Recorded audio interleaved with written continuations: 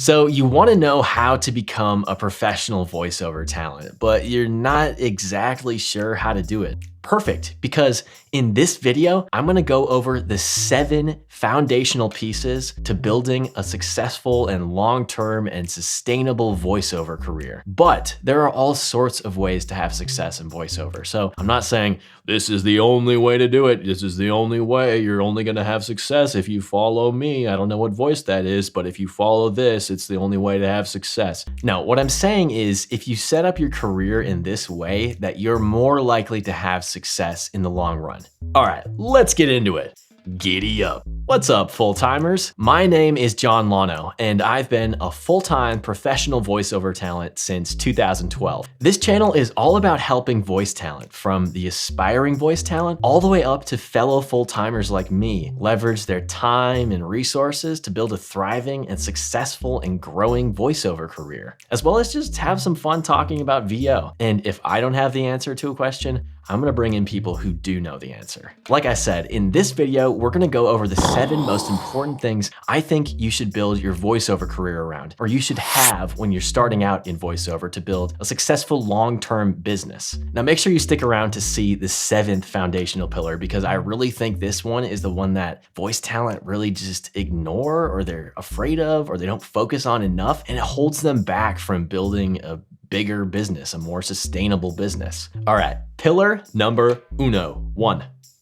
Training in a specific voiceover genre. This is important. So in voiceover, there are all sorts of genres. People focus on specific genres and they can build an entire career in that genre and never touch any of the other genres. So let's go through the genres real quick. The first genre is commercial voiceover, and that's pretty much what I've focused my career on since the beginning and what I still love doing the most today. And what commercial is basically radio commercials, TV commercials, advertising, things like that. Online commercials, anything in that area that you hear voices, that's commercial voiceover. The next genre is more corporate or industrial voiceover, and that can include training videos. A company has a new product and they want to train their staff on this new product. That's more internal, so it kind of stays within the company. There's no sort of advertising behind it. It's not shown out to the public, or if it is, it's just very simply like on a website or something like that. And that's a huge market. A lot of people build their entire careers on that market alone. The next genre is e-learning. Now, that also can be kind of lumped in with corporate voiceover, but it's more so focused on just straight training,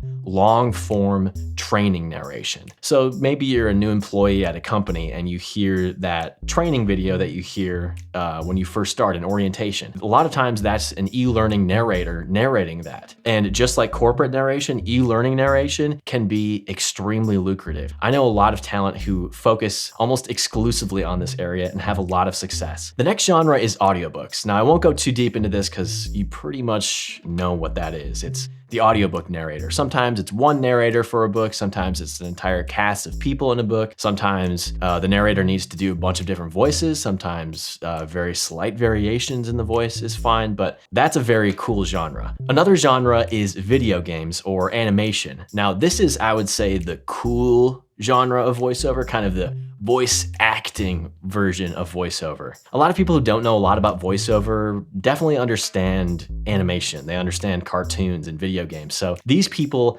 do kind of voices for characters. And just like a lot of the other genres, animation work, so cartoons and video games, takes a completely different skill set as someone who just does corporate narration. It's just a totally different world of voiceover. Now, the last genre of voiceover I want to touch on is IVR, or voicemail systems. IVR stands for interactive voice response. Let's say you're calling your bank and you call in and you get an automated response that says, press 1 for customer service, press 2 for fraud protection, blah, blah, blah, blah, blah, blah, blah, blah, blah. That voice is more often than not, almost always, a professional voice talent who focuses and does voicemail systems and IVR, and telephony is another word for it. It's a really cool genre of voiceover, and like a lot of the other ones, people have built entire careers off of doing just voicemail systems, just IVR voiceover work. Now, there are other genres of voiceover, I'm sure, that I missed on this list, but those are some big ones that I think that you can think about when you're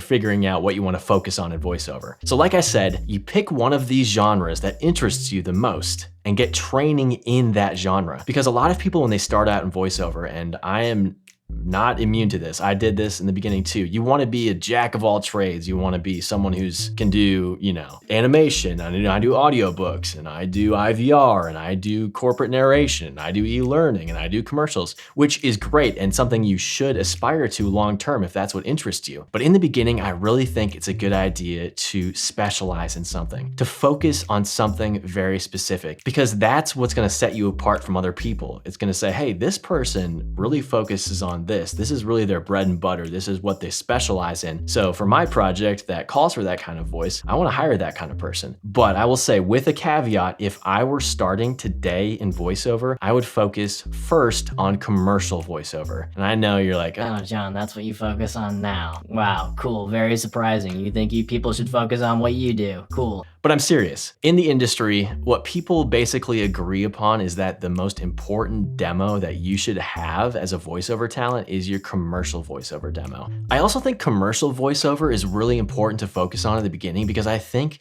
a lot of the skills you learn about script interpretation in commercial voiceover copy is translatable to all sorts of other genres. I will apply so many things that I've learned from interpreting 15-second copy to a 45-minute training video. So I really think that that's a great place to start. Now, again, you can start somewhere else if you want, but that would be my suggestion. So like I said, you need training in that specific genre, and you need to work with a coach who understands the marketplace. They understand what's competitive. So you want to work with someone who will train with you, who will teach you the skills you need until you get to a point where your skills are competitive in the marketplace. The worst thing you could do, in my opinion, is to go out into the world of voiceover and not have the skills you need to actually be competitive in the marketplace. You're setting yourself behind, and you're not going to have that long-term growth. You're going to have such an easier time if you start from a place of skill and a competitive sound and all of that. Okay, now I've kind of touched on this, but that leads me to the second pillar, which is a demo. Like I said, the commercial voiceover demo is, to me, a must-have when you're starting out in voiceover.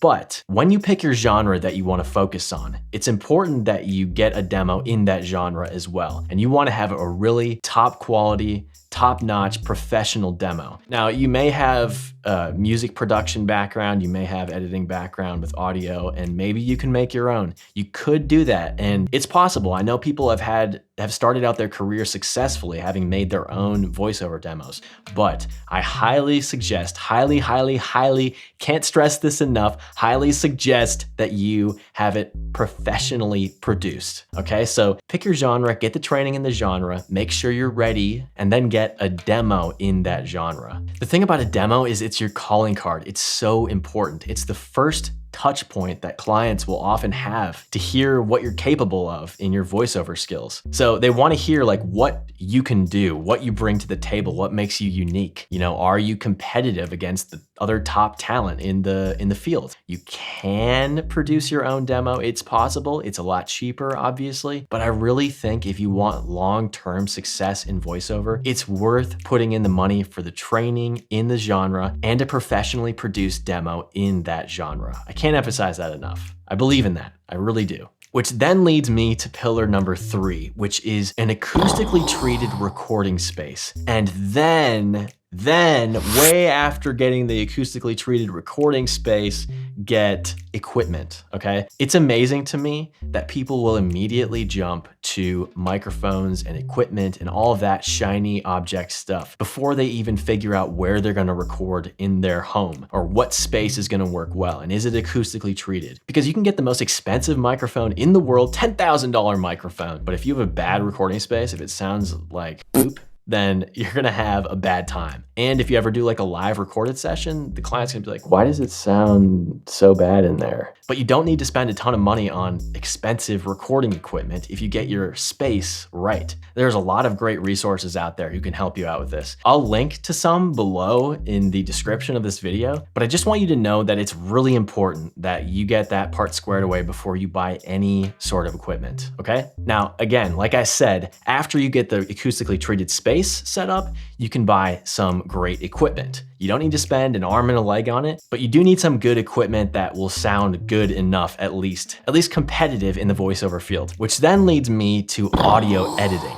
To be honest with you, I don't love editing audio. I love getting audio to a place where it sounds really good and clients love the sound of my audio. I love that, but I don't love diving in more than I have to. Some voice talent dive in way deeper than they need to. I will say that audio editing is absolutely a skill you need to be a competitive voiceover talent, to be a professional voiceover talent, because you need to be able to deliver high quality audio that matches up with the high quality of your demo. And you need to be able to deliver great sounding audio to your clients every single time and have it be a consistent sound every time. That's very important, to be able to deliver consistency in your audio. So if you need to do any sort of revisions for a client, you can just repeat the whole process again, have it sound exactly the same as before, and your clients will love you for it. So audio editing is absolutely a huge key piece of voiceover. I will down the line release some videos on helping you get the most out of your audio, helping you kind of touch up your audio in a way that'll make it sound more professional for your clients. Now, if that sounds like something interesting to you, make sure you subscribe to this channel. That'd be great. That'd be cool.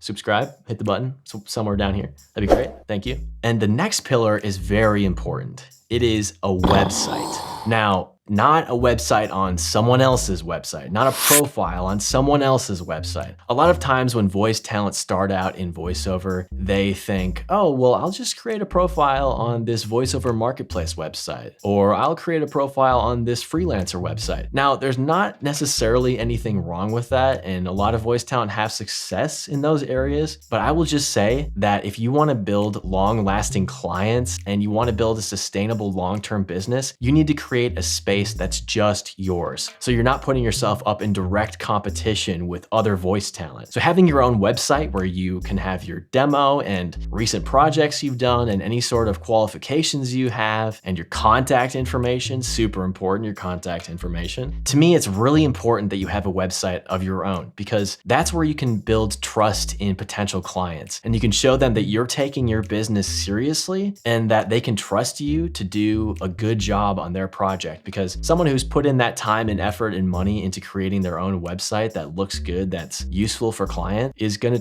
immediately trust you more than someone whose maybe only profile is on some sort of freelancer website. Again, there's not necessarily anything wrong with those places, but I really think it's important that you have your own website, and it can be a simple one-page website, no problem at all. And I will also in the future talk more about what you can have on your website, best practices, how to build a simple website using certain software and tools, and all of that stuff down the line. Which then leads me to my next pillar, which is extremely important, which is a business plan and goals for your business. If you don't have a business plan and you don't have specific goals for your business, you're not gonna have that clear pathway that you can take to have success in voiceover. If you set out goals and you set out a plan for yourself, you're much more likely to follow through with it. And it just makes it a little less stressful for you if you have it clearly set out in the beginning. So I highly suggest that you build out a business plan and you set some goals for yourself, some really specific goals for yourself. What do I want to accomplish after year one doing voiceover? What do I want to accomplish in the next 30 days? What genre do you want to conquer over the next 5 years? Or what do you want to be,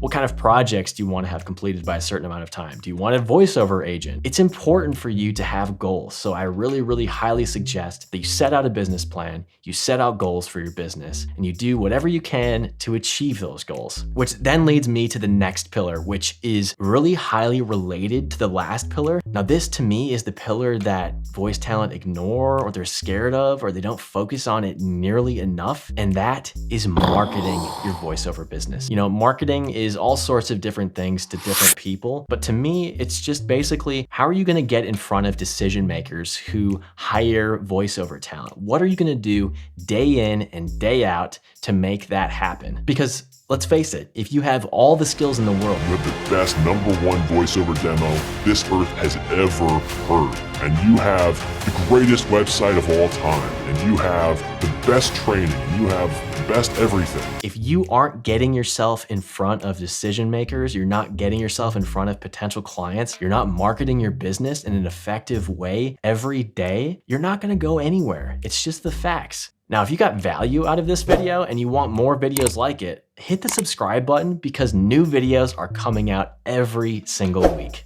Giddy up.